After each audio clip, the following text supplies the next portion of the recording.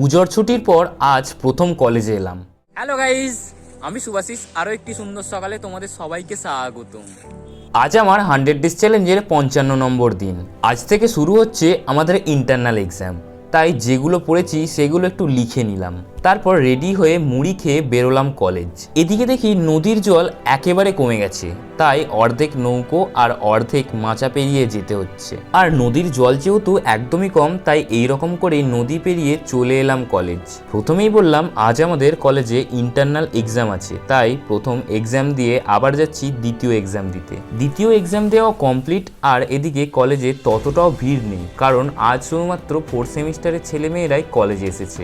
তারপর আমারও কলেজে এক্সাম শেষ হতেই চললাম বাড়ি এসে আমার শরীরের হাল খুবই খারাপ হয়ে গেছিল, তাই রেস্ট নিয়েই দালানে শুরু করলাম প্র্যাকটিস। সত্যি বলতে যেদিন আমি প্র্যাকটিস করতে পারি না, সেদিন আমার মনে হয় আমি যেন বড় কিছু হারিয়ে ফেলছি। তাই আমি প্রত্যেকদিন চেষ্টা করি অল্প হলেও প্র্যাকটিস করার। প্র্যাকটিসের পর রোল খাওয়াটা জানি ঠিক না, কিন্তু বাবা এনেছে তাই খেলাম। দেখা হচ্ছে আরও একটা নতুন সকালে, ততক্ষণের জন্য রাধে রাধে।